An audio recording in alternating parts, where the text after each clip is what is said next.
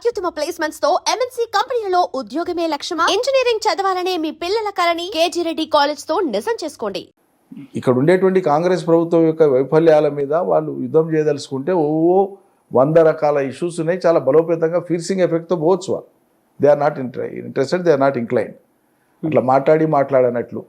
బీఆర్ఎస్కి సంబంధించి రోజు ఏదో ఒక న్యూస్ వస్తుంది, పార్టీలో చేరికలు ఉంటున్నాయి, వీళ్ళు వస్తున్నారు, వాళ్ళు వస్తున్నారు, జాయిన్ అవుతున్నారు, గర్వాపసి కూడా ఉండబోతోంది అనే మాట. ఎంతమంది వస్తున్నారు ఇక్కడ నుంచి ఇతర పార్టీలోకి వెళ్ళిపోయినటువంటి లీడర్లు? అది చూద్దాం. మేము ప్రధానంగా దృష్టి పెట్టింది ఏంటంటే క్షేత్రస్థాయిలో ఉండేటువంటి వివిధ పార్టీలకు సంబంధించినటువంటి వాళ్ళు రాష్ట్రంలో మళ్ళీ బీఆర్ఎస్ అధికారంలోకి రావాలి, కేసీఆర్ ముఖ్యమంత్రి అయితేనే ఈ రాష్ట్రానికి ఒక దిక్సూచి, లేకుంటే లేదు అని నమ్మేటువంటి వాళ్ళందరూ ఎవరైతే కింద వస్తున్నారో వాళ్ళందరికీ వెల్కమ్ చెప్తున్నాం, వాళ్ళని చేర్చుకుంటున్నాం. ఇక మిగతా మీరు అనేటువంటి ఘర్ వాపసీ కేసులు ఏవో నా దృష్టికి రాలేదు. ఈటెల రాజేందర్ అని ఎందుకు పేరు వినిపిస్తుంది? నా దృష్టికి అయితే రాలేదు. నేను కూడా మీడియాలోనే చూస్తున్నాను, వింటున్నాను. సో ఎవరు ప్రయత్నాలు చేస్తున్నారు? ఆయన తీసుకురావాలని ప్రయత్నాలు ఉన్నాయా? ఆయన నాకు తెలిసి ఆయన గతంలో ఇంటర్వ్యూలో చెప్పినట్లు నేను విన్నా. వాస్తవంగా అయితే ఉన్నటువంటి పార్టీలోకి వెళ్ళి పోవడమే తప్పు, పోయి మళ్ళీ రావడము, మళ్ళీ ఇటు పోవడము అది ఇబ్బందితో కూడింది. అంటే అసలు వెళ్ళేదే లేకుండే అనేటువంటి ఒక మాట, నన్ను పంపేది లేకుండే అని ఒక మాట, రెండు ఉన్నాయి ఆయన మాట్లాడే మాటలో. తాను పోయేది లేకుండే అనేది ఒకటి, లేదా తనను పంపేది లేకుండే అనేది ఒకటి ఉంది. కాబట్టి మళ్ళీ వచ్చేటువంటి అంశం అందులో అయితే అర్థం ధ్వనించలే నాకైతే. అది గతంలో కదా, ఇప్పుడు ఉన్నటువంటి లేటెస్ట్ నాకు సమాచారం లేదు నిజంగా. Then what do you think? మీకేమనిపిస్తుంది? వస్తే బాగుంటుందా? అట్లనే నిర్ణయం వాళ్ళు తీసుకోవాలి. యాజ్ ఎ ఫ్రెండ్ లేకుంటే యాజ్ ఎ ఎక్స్ కోలీగ్ మీరేం సజెస్ట్ చేస్తారు? As my younger brother he is. Okay, నాకు పర్సనల్లీ వెరీ ఇంటిమేట్. మేము విద్యార్థి ఉద్యమాల సమయంలో నాకు రాజేందర్ జూనియర్, మూడేళ్ళు జూనియర్, తెలంగాణ రాష్ట్రమితి పార్టీలోకి ఆయనకు ఫెసిలిటేట్ చేసి అదంతా చేసింది నేనే. కేసీఆర్ గారు ఆ తర్వాత ఆయన చాలా గొప్పగా ఆదరించినారు. సరిగా సుదీర్ఘకాలం పనిచేసినాక కూడా మరి ఇక కొన్ని ప్రత్యేక పరిస్థితులలో ఆయన దారి ఆయన ఎంచుకున్నాడు. Okay, so coming to you, మీరు ఎవరి మనిషి బీఆర్ఎస్లో? కేసీఆర్ మనిషి. ఫస్ట్ తెలంగాణ మనిషిని, సెకండ్ కేసీఆర్ మనిషి. Nothing more and nothing less than that. అంతకు తక్కువ కాదు, అంత ఎక్కువ. గ్రూపులు అనేవి ఉన్నాయి కదా, ఏ గ్రూప్ అంటే? గ్రూపులు లేవు. ఇప్పుడు కేసీఆర్ ని పక్కన పెడితే గ్రూప్స్, డిఫరెంట్ గ్రూప్స్ అని ఒక పవర్ సెంటర్స్ గా భావించేవాళ్ళు. వాళ్ళు అనుకుంటారు ఎవరికి వాళ్ళు అట్లా అనుకుంటారేమో బయట, కానీ అటువంటి పరిస్థితి ఏం లేదు. మీరు చూస్తున్నారు కదా, సంతోషమైన ఆపదైనా ఏదైనా కేటీఆర్ హరీష్ కలిసే ఉంటున్నారు కదా అన్ని సందర్భాల్లో. గ్రూపులు ఎక్కడ ఉన్నాయండి? ఇందులో గ్రూపులు ఉండే అవకాశం లేదు. ప్రజలు కేసీఆర్ ముఖ్యమంత్రి కావాలనుకుంటారు, కేసీఆర్ నాయకత్వాన్ని కోరుకుంటారు.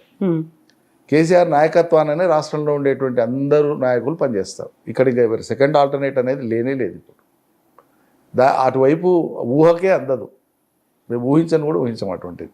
KCR is our leader, he shall be our leader. That's all. మీరు హరీష్ రావు మనిషి అనేది ఎందుకు ఒక ఆరోపణలు విపరీతంగా ఏమంటున్నానంటే, ఆ అమ్మాయి కవిత మాట్లాడినాక ఇట్లా మీ ఈ కవితకు కూడా అభిప్రాయం వచ్చిందేమో నాకు తెలియదు. నేను ఏమంటానంటే, నా వయసు 67 సంవత్సరాలు. హరీష్ కంటే నేను వయసులో పెద్దవాడిని, దాదాపు 10 ఏళ్ళు పెద్దవాడిని అనుకుంటాను, 10-11 ఏళ్ళు. కేటీఆర్ కంటే 15 సంవత్సరాలు పెద్దవాడిని, 15-16 సంవత్సరాలు. నేను కేసీఆర్ గారి కంటే కేవలం 4.5 సంవత్సరాలు మాత్రమే చిన్నవాడిని వయసులో. తెలుగుదేశం పార్టీలో ఆయన కలీగ్ని, నేను వయసులో చిన్నవాడిని, బట్ ఆయన కలీగ్ని. అప్పటి నుంచి మాకు ప్రస్థానం అన్నదమ్ముల అనుబంధం లాంటిది. రాజకీయంగా చాలా దగ్గరగా ఉన్నవాడిని, వారితో పాటు నడిచిన వాడిని. నా ఏజ్కు, నా అనుభవానికి నేను కేసీఆర్ని కాదని ఇంకొకరిని వాళ్ళ మనిషిగా వీళ్ళ మనిషిగా పడి నా స్థాయి నేను తగ్గించుకోను. ఖరాఖండిగా చెప్తున్నాను ఈరోజు. బట్ ఒక ఆర్గనైజేషన్ నడుస్తుంది, ఒక పార్టీ నడుస్తుంది. నా వయసున్న, నా అనుభవం ఉన్న ఫలానా ఈ టీవీ యాంకర్ కవిత గారే మీ నాయకురాలని మా పార్టీ డిసైడ్ చేసింది అనుకోండి, తప్పకుండా నమస్కారం పెడతాం, గౌరవప్రదంగా వారి వెంట నడుస్తాం. బట్ బీఆర్ఎస్ పార్టీలో అలాంటి సంప్రదాయం, సంస్కృతి ఏం లేదు కదా? ఎందుకు లేదు?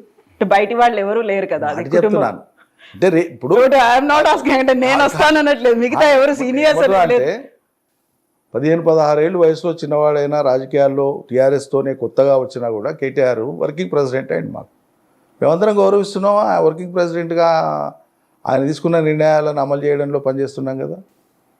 చేస్తున్నామా లేదా? It's a party discipline. Party హైరార్కీలో కింది నుంచి పైకి సంస్థ యొక్క గౌరవాన్ని ఇనుమడింపజేసే విధంగా సంస్థ కార్యక్రమాలను అమలు చేసుకుంటూ పోతాను తప్పిస్తే ఒకరికి అసోసియేట్ అయి ఉండేటువంటి నా వయసుకు నా అనుభవానికైతే ఆ సైకోఫాన్సీ సార్ట్ ఆఫ్ ఇష్యూస్ చాలా దూరం.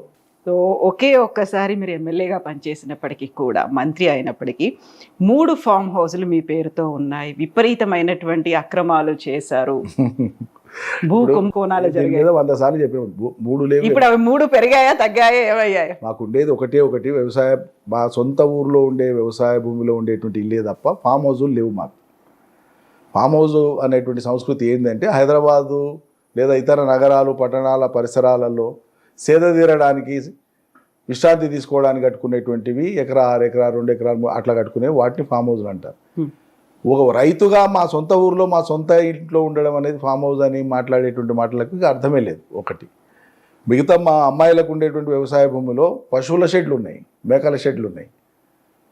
అవి ఉంటే మీరే వచ్చి వీడియో పెట్టి ఇది ఫామ్ హౌస్ చూపొచ్చు కదా, మిమ్మల్ని అడుగుతున్నా. కాకపోతే ఇప్పుడు రఘునందన్ గారు కొన్ని పేపర్లో చూపించారు మీరు ఎలా అయితే అక్కడ ఆక్రమణలు చేసుకున్నారు, ఈవెన్ నది దగ్గర ఉన్నటువంటి ఆ పరివాహక ప్రాంతంలో ఉన్నటువంటి భూముల్ని కూడా ఆక్యుపై చేసుకున్నారని హీ షోస్ డాక్యుమెంట్స్.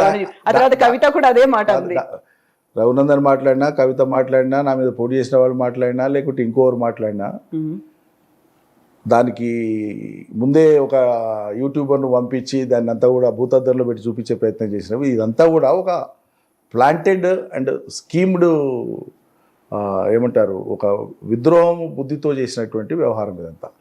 ఇప్పుడు మాకున్న వ్యవసాయ భూమి లేదో, మా కుటుంబానికి ఉన్న వ్యవసాయ భూమి లేదో, మా పిల్లల పేరు మీద ఉన్నా, నా పేరు మీద ఉన్నా, నా వైఫ్ పేరు మీద మాకుండబడే భూములే వ్యవసాయ భూములు. హైదరాబాద్ నగరంలో కమర్షియల్ ఆస్తులు లేవు, మాకు ఏ రకమైన ఆస్తులు లేవు. ఉండేది మా సొంత ఊర్లోనే. టౌన్లో 40 ఏళ్ల కింద 36-37 సంవత్సరాల క్రితం మా పేరెంట్స్ ఉన్నప్పుడు, న్యాయవాది ఉన్నప్పుడు కట్టుకున్న ఇల్లు టౌన్లో, వ్యవసాయ క్షేత్రంలో మా ఊళ్ళో మాకు ఉండేటువంటి తప్ప మిగతా వ్యవసాయ భూములలో ఏం లేవు. ఉన్న స్ట్రక్చర్స్ గొర్రెలవి, మేకలవి, పశువులవి ఉన్నాయి స్ట్రక్చర్స్. ఉంటే మూడు ఫామ్ హౌజులని మాట్లాడితే ఇక వాళ్ళ ముదిపళ్ళు రాలాలి తప్ప వేరే మనం మాట్లాడడానికి ఏముండదు. బుద్ధి జ్ఞానం లేని వాళ్ళు మాట్లాడే మాటలేవు.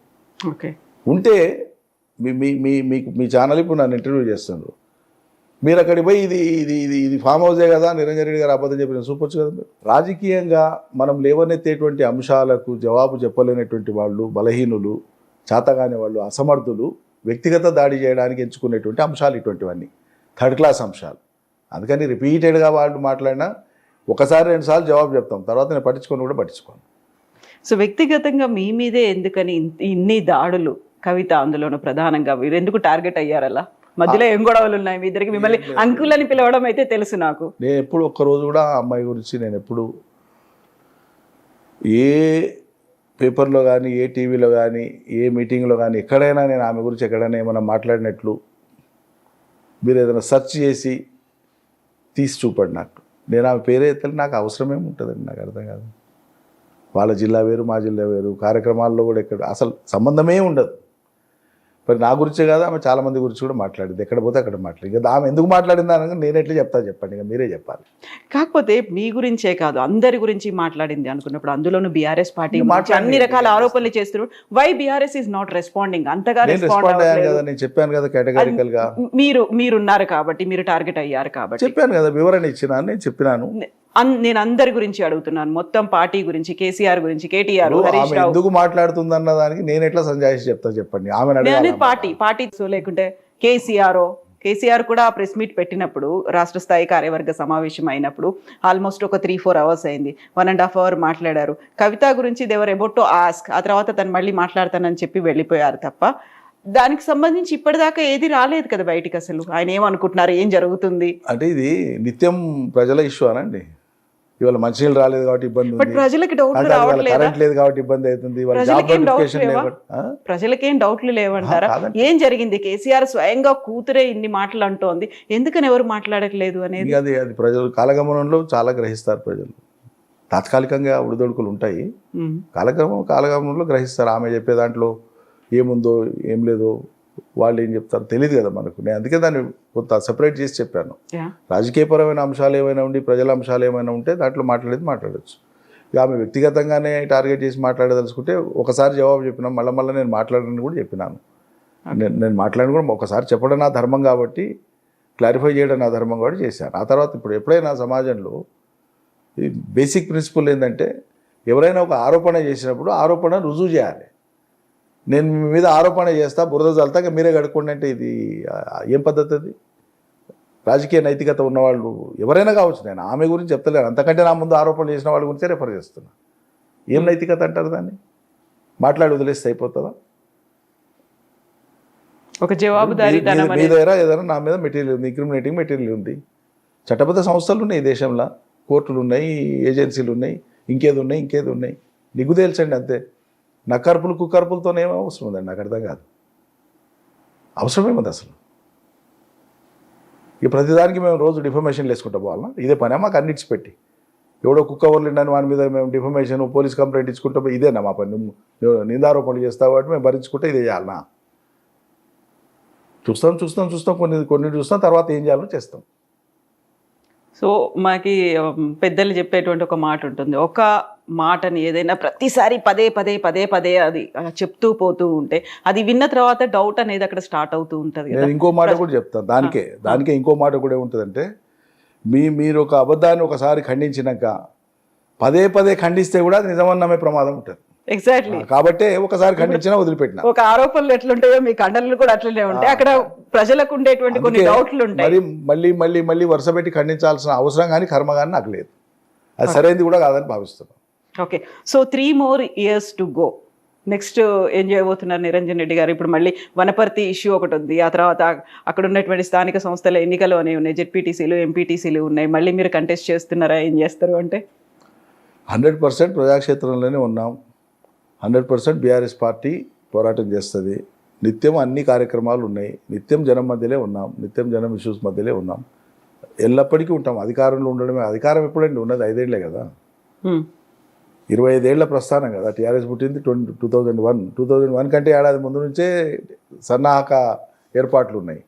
అంటే 26వ సంవత్సరం. ఇప్పుడు 26 ఏళ్లలో మేము అధికారంలో ఉందంతా, నేను ఎమ్మెల్యేగా మంత్రిగా 5 ఏళ్లే కదా, మిగతా అంతా ప్లానింగ్ కమిషన్ ఉంది కదా, అదే 4 ఏళ్ళు. అట్లయినా కూడా 15 ఏళ్ళు అయితే పోరాటమే కదా. ఉన్న ఈ బాధ్యత ఉన్నటువంటి టైంలో కూడా మేము నిర్విరామంగా ప్రజల కోసం పనిచేస్తుందే కదా. కాబట్టి వీల్ కంటిన్యూ టు వర్క్. ఏం విశ్రాంతి ఏముండదు.